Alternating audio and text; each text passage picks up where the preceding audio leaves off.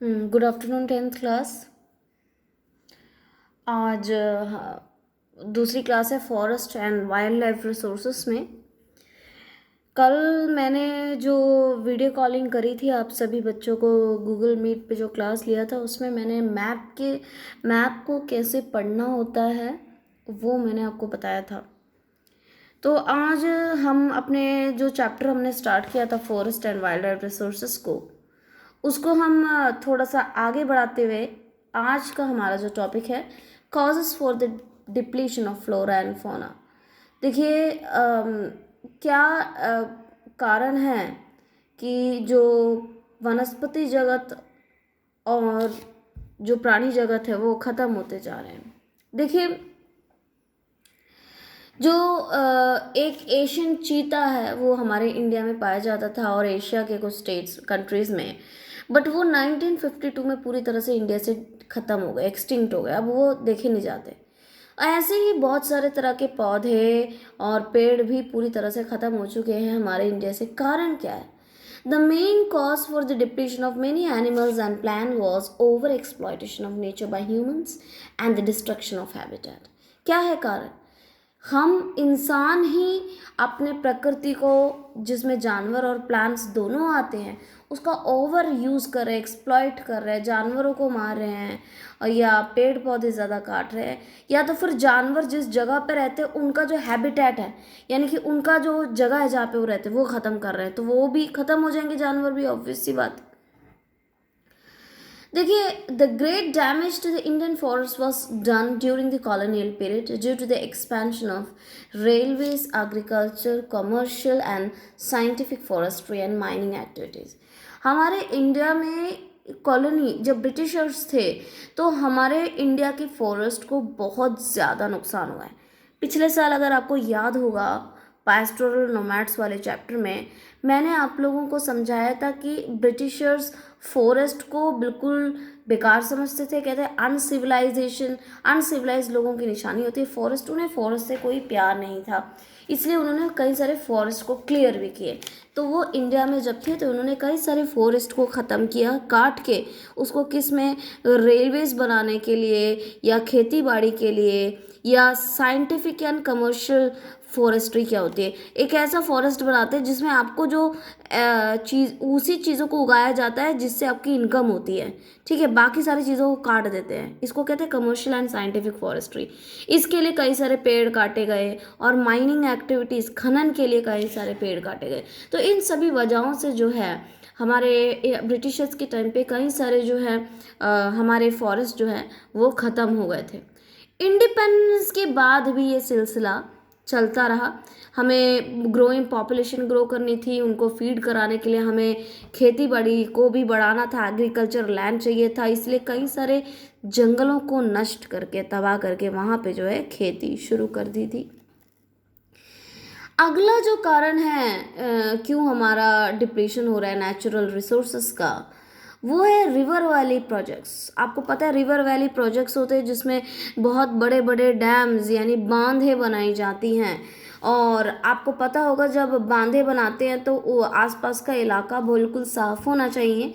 तो आसपास के इलाकों में इन रिवर वैली प्रोजेक्ट से कई सारे जंगलों को काटा गया। उदाहरण एग्जाम्पल के लिए नर्मदा सागर प्रोजेक्ट है एमपी में। नर्मदा में एक बहुत बड़े बांध बनाने की वजह से वहाँ पे तकरीबन 40,000 हेक्टेयर का जो जंगल था उसको पूरी तरह से साफ कर दिया गया, राइट। अगला जो कारण है वो है माइनिंग। माइनिंग जो है एक बहुत बड़ा कारण है डिफोरेस्टेशन का, यानी कि जंगलों के खात्मे का।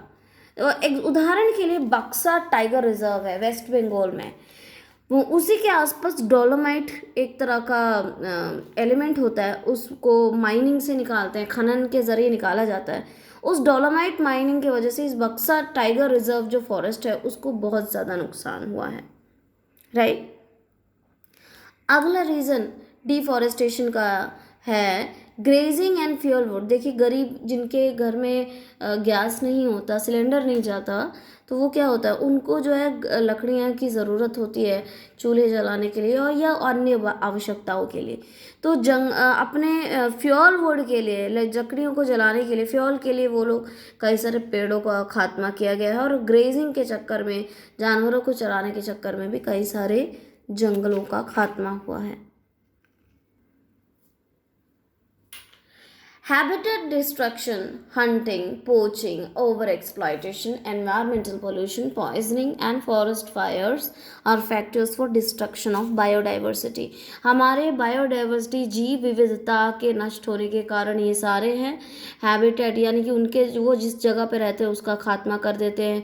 हम बहुत सारे शिकार करते हैं। अंग्रेज़ों ने भी हमारे इंडिया में आके कई सारे, बहुत उन्हें शिकार का बड़ा शौक था, कई जानवरों को उन्होंने मारा है।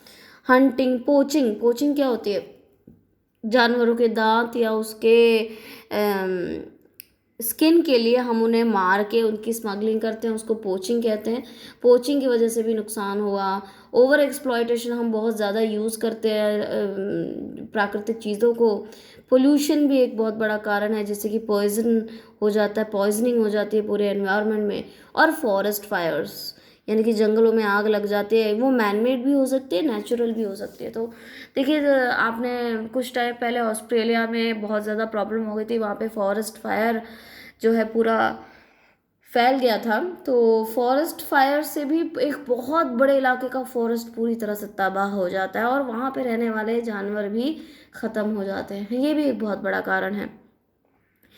आपके टेक्स्ट बुक में लिखा है एक जानवर है हिमालयन यू, जानवर, sorry, I am extremely sorry, जानवर नहीं है, ये एक तरह का पौधा है हिमालयन यू। एक मेडिसिनल प्लांट है जो हिमाचल और अरुणाचल प्रदेश में पाया जाता है। वो कैंसर के ट्रीटमेंट के लिए बहुत ज़्यादा फ़ायदेमंद रहता है। तो इसलिए अब जो है लोग इसको बहुत ज़्यादा जो है इस्तेमाल करने लगे, इसको बुरे ओवर एक्सप्लॉइट करने लगे, जिससे कि अब वो ख़त्म होने के कगार पे है। अगला जो कारण है वो आपका जो है ओवर पॉपुलेशन भी है। बहुत ज़्यादा जब जनसंख्या बढ़ जाती है तो एनवायरनमेंट भी ख़त्म होता है। क्यों? क्योंकि ज़्यादा हमें खेती बाड़ी करनी चाहिए, खेती के लिए जंगल कटेंगे। और सबसे मेन चीज़ होती है unequal distribution of resources is a major problem in this. देखिए कुछ अमीर वर्ग होते हैं जिनको जो है ये सारे रिसोर्सेज पूरे मिलते हैं, और कुछ गरीब लोग होते हैं जिनको रिसोर्सेज बिल्कुल भी नहीं मिलते हैं। आपको पता होगा गांधी जी ने कहा था कि इस पूरे संसार में जितने भी प्रकृति की चीज़ें हैं, नेचुरल रिसोर्सेस है, अगर हम उसको इक्वली डिवाइड करें सभी लोगों में तो कोई भी व्यक्ति को किसी चीज़ की कमी नहीं होगी। बट ऐसा नहीं हो रहा। बहुत सारे बिजनेस ग्रुप्स होते हैं या इंडस्ट्रियलिस्ट होते हैं जिनके पास रिसोर्सेज ज़्यादा आ जाते हैं, और वहीं दूसरी ओर कुछ गरीब होते हैं जिनके पास रिसोर्सेज बिल्कुल भी नहीं जा पाते। तो इसको कहते हैं अनइक्वल डिस्ट्रीब्यूशन ऑफ रिसोर्सेज, यानी कि संसाधनों का जो है सही तरह से जो है उसका वितरण नहीं हो पाया है। ठीक है, तो जब ऐसा होता है तो एनवायरनमेंट डिग्रेडेशन से क्या होता है, पॉवर्टी, गरीबी भी आती है। आपको पता है जब रिसोर्सेस इक्वली डिस्ट्रीब्यूट नहीं करे तो गरीब इंसान और गरीब होता जाएगा और अमीर व्यक्ति और अमीर होता जाएगा। इसीलिए जब कोई प्राकृतिक आपदा यानी नेचुरल डिजास्टर आता है, जैसे ड्रॉट या फ्लड हो गया, तो वो गरीबों को ज़्यादा असर करती हैं। ओके, अगला है conservation of forest and wild life in India. हम क्या क्या कर सकते हैं हमारे इंडिया में जो है फॉरेस्ट को बचाने के लिए, या वहाँ पे जो वन्य जीव हैं उनको बचाने के लिए क्या क्या कदम उठाए जा सकते हैं। देखिए हम लोग इंडियंस हैं, हम लोग हमारे इंडियंस, कई सारे इंडियंस में इनफैक्ट ये हैबिट होती है कि अगर आप उनको कहोगे खुद से लॉ कानून को मानो या खुद से आप कोई ठीक काम करो तो वो नहीं करेंगे। उन्हें किस चीज़ की ज़रूरत होती है? डंडे की। डंडा किस रूप में होता है? कानून के रूप में, लॉ के रूप में। लॉ होगा तो वो मानेंगे, नहीं तो नहीं। अभी देखिए कोरोना वायरस के फैलने के में जो है लोगों को सबने सबने बोला कि कोई बाहर फालतू में ना निकले, राइट, और अपना ध्यान रखें। तो लेकिन नहीं, लोगों को तो निकलना है, कोई घूमने के लिए निकल रहा है, कोई किसी चीज़ के लिए निकल रहा है, तो गवर्नमेंट को क्या करना पड़ा? उन्हें कानून बनाना पड़ा, स्ट्रिक्ट होना पड़ा, और जब पुलिस डंडा लेके खड़ी हुई तो लोग अंदर घुसे ना, इसलिए ये कानून से ही लोग मानते हैं। इसीलिए इंडियन वाइल्ड लाइफ एक्ट, ये कानून है, एक अधिनियम पारित किया गया 1972 में।